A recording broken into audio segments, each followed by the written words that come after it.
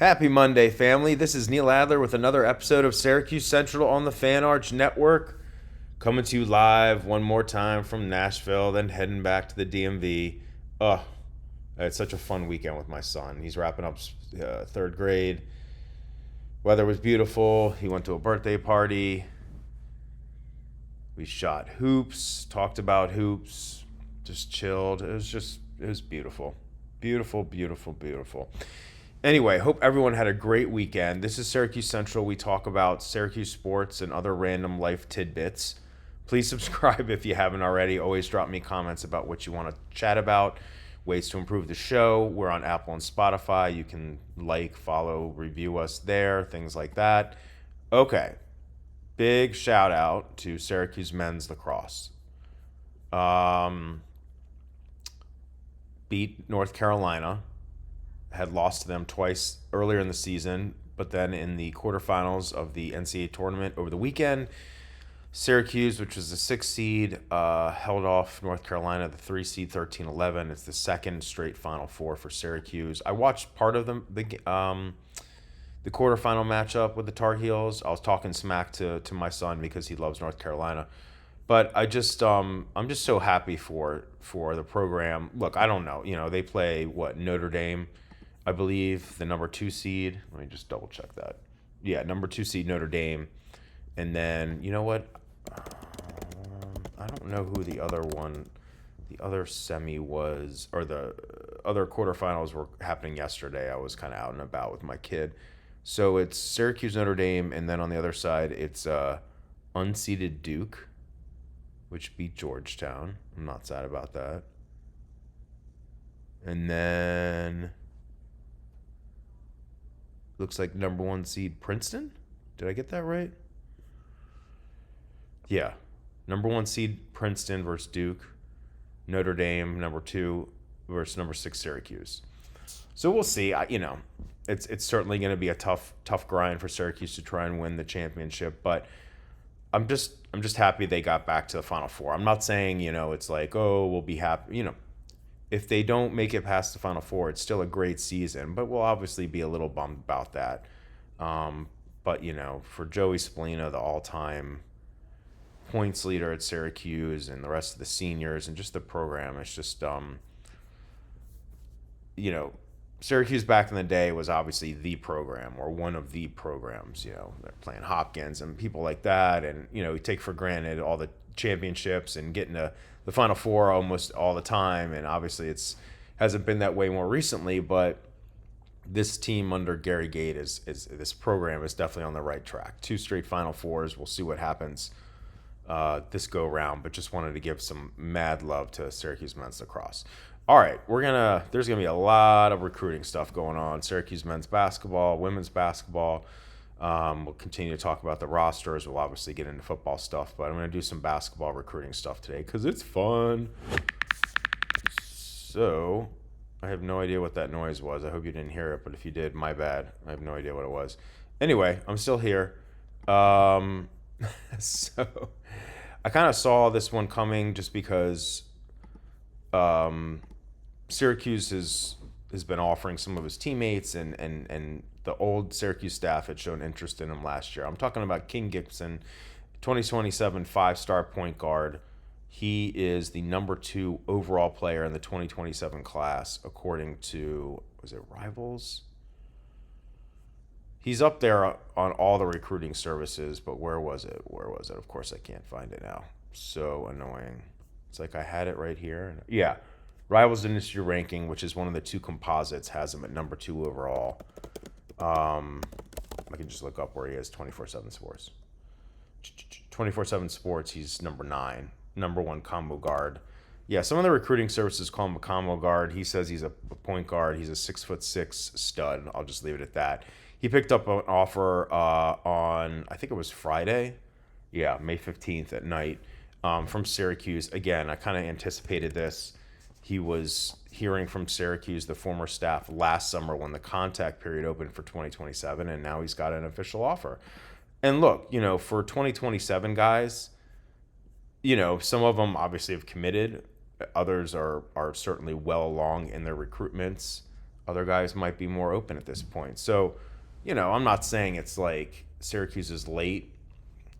You can't really say that about the new staff was just put in place, in the last handful of weeks. So I can't say that they're like late to the game. This is just kind of where they are. But they certainly, will want to build up some traction with some of the guys that they're offering relatively quickly. Because 2027 guys, certainly some of them will want to take visits over the summer and into the fall. But anyway, in terms of King Gibson, he's from Greensboro, North Carolina. He got that offer on Friday. He's an extremely highly rated 2027 prospect. He plays at the Spire Academy in Geneva, Ohio. Is it Geneva? Yes. Geneva, Ohio. Spire is led by Kevin Boyle, the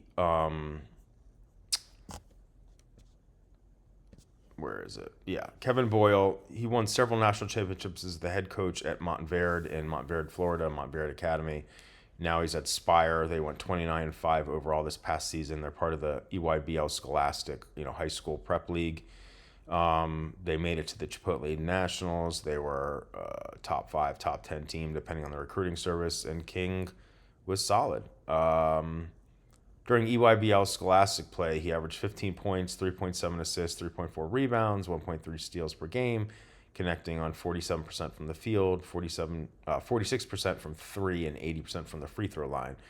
And then, so I think I've mentioned this, but he plays for Team United on the EYBL circuit in grassroots hoops, two separate things. Nike's EYBL league in grassroots hoops, AAU hoops, is one of the main leagues, along with the Under Armour UAA, Adidas 3SSB, the New Balance Prelude, I believe it's called, and then the Puma Pro 16. But the Nike EYBL Scholastic High School Conference is a separate thing, but King is involved in both of them. I just want to make sure that's clear, and I don't want to confuse anyone here. But in terms of Team United, he plays alongside R.J. Moore, a 2027 four-star shooting guard, Marcus Kerr, a 2027 four-star wing, and C.J. Rosser, a 2027 five-star power forward. So Moore was offered by the new Syracuse staff in late April. Kerr is hearing from the new staff. Rosser held an offer from the former staff last summer, and I don't know if he's been reoffered, but it wouldn't surprise me if Syracuse does reoffer him. So they're obviously focused on Team United as in 2027. I'm going to get into in the next day or two, like how, so there was, I believe I mentioned this on Syracuse Central, there was a live period this past weekend from May 15th to May 17th on the AAU circuits. Syracuse coaches were out and about. I'm trying to gather more information about some of the players they were watching. I know that one of their assistants was at the EYBL session in, I believe it was it Memphis? Yeah, it was in Memphis. Not too far from me. I should have taken my son there. We could have watched some AAU hoops. But it wouldn't surprise me if Syracuse was in for Gibson and Team United. And I'll definitely have more stuff on that, as well as a look at like how some of the players fared. And look, I want to caution that on the AAU circuits, when they're playing over the spring and summer, it's like a free-for-all. It's just, I don't want to liken it to an NBA All-Star game because there's more defense than that, but it's definitely an offensive-focused thing. It's just kind of, I don't know, it's hard to describe, but there's just a lot of scoring and not a lot of defense. So anyway, I'll follow how Gibson and these other guys fared at this past session. Look at some of the top performers among recruiting targets for Syracuse. In terms of Gibson, he has, let me see, he's got a bunch of offers, and some of them include Alabama, Florida State, Indiana, Michigan, NC State, North Carolina, Notre Dame, Virginia Tech, Wake Forest, Houston, Georgetown, Providence, and Seton Hall. So, look, Syracuse is going to have its work cut out on this one, but I'm glad to see Syracuse getting in the mix for these top guys. And I know some fans have, commented on social media, well, this program's struggling. They're not going to get guys like this. My counter there would be, I understand that kind of point, but first of all, you can't win out for like top prospects unless you offer them first. So I credit Syracuse for throwing its hat in the ring already for some highly ranked guys in 2027, for example. And, you got to see how the team does on the court. Sure, of course. But, GMAC's got some buzz in terms of what he did at Siena.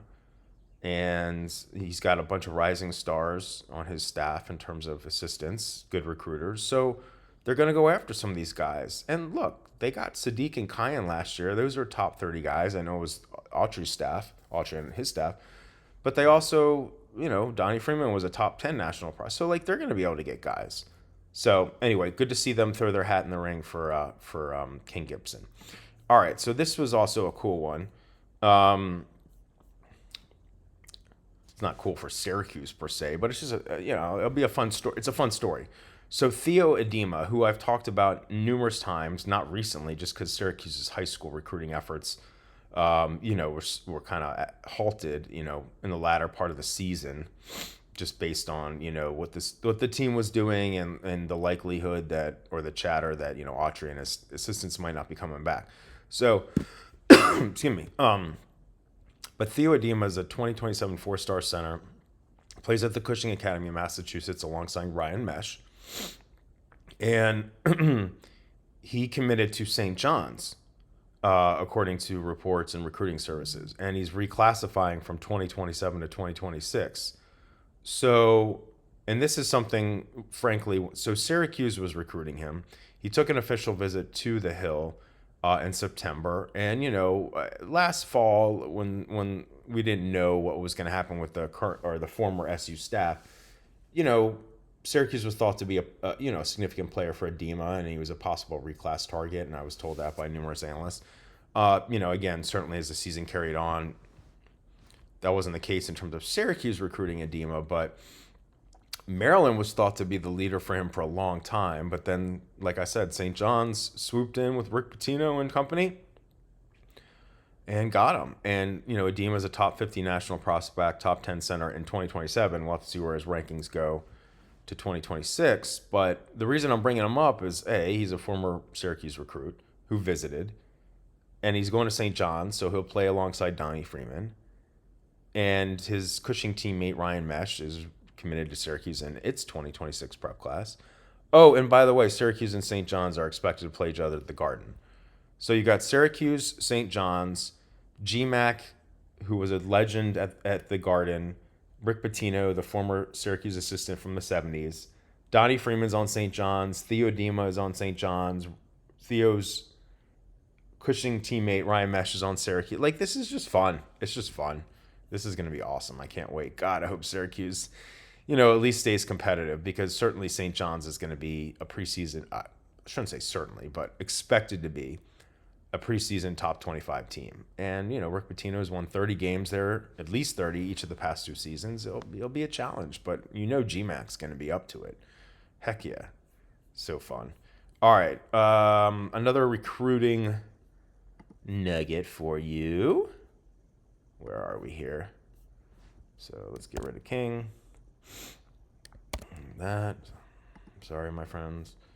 Okay. So we're just going to be getting more and more nuggets coming in about guys that Syracuse, the new staff, is recruiting, whether it's offers or it's just interest. Not to say just interest, but interest at this point. And one guy that I'm told is being pursued by Syracuse, and he actually had an offer from the former staff that I never came across. I don't see everything. His name is Munir Gregg. He is a 2027 four-star wing, top 30 national prospect in his class, according to, I believe, ESPN. The other recruiting services, the composites, they have him inside top 40. He's a shooting guard / small forward. Anyway, he had been offered by the former Syracuse staff last December per his Instagram, but then I came across some comments over the weekend that one of the schools prioritizing him these days is Syracuse. Okay, so that's cool. He plays for the Los Angeles-based All-In Elite and the Under Armour Association League, so they were obviously out and about this weekend. I would assume Syracuse had one of its staff members, at the UAA session this weekend. It was in Hamilton, Ohio, near Cincinnati. I'll certainly track how Greg did. Some of his other offers include Oklahoma State, Villanova, SMU, Mississippi State, UNLV, and Virginia Tech. This past season, as a junior, he helped lead Coronado High School in Henderson, Nevada, to a Class 5 state title. He averaged 15.9 points, 7.8 rebounds, 3.2 assists, 1.7 steals per game. Hit on 48% from the field, 40% from three, 77% from the free throw line. Seems like a good shooter. He was named the Nevada Player of the Year by both Max Preps and Gatorade. Before Coronado High School, he played at a high school in Radnor, PA, which some of you recruiting enthusiasts probably have heard of because Syracuse has recruited guys from there. It's called our Bishop John Carroll High School in Radnor, PA. Like I said, he's a top 40 national prospect. He's a top 10 shooting guard / small forward. He's the number one player in Nevada within the 2027 class.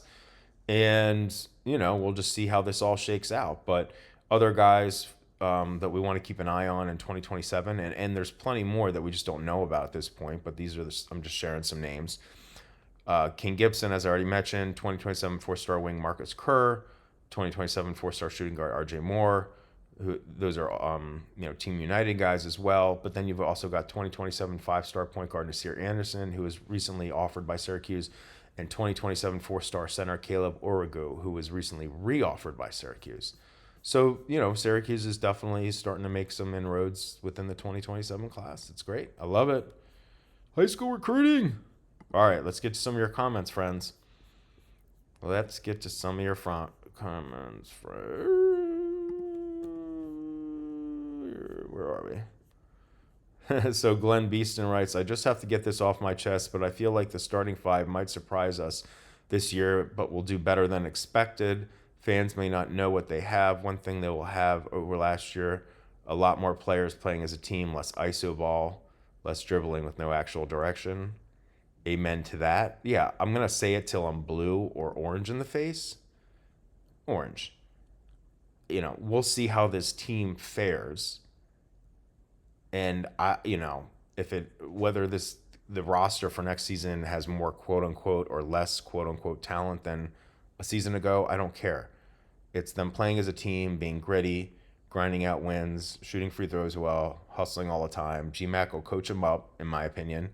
We'll see what that means in terms of wins, but I totally agree with you, Glenn. My Mac, Brant says, just want to say I was not insinuating Judah Mintz was ever coming back to Syracuse. I just heard he might be coming back to college. I am not a big fan of that either, Neil. I do, however, have this habit of keeping track of Syracuse basketball players, ex-Syracuse basketball players. I'm always hoping they do well. Absolutely, Brant. I totally am rooting for Judah and any former player that played at Syracuse, but then also met a transfer. I always root for these guys unless there was some yucky situation. And yeah, no, I know, Brant.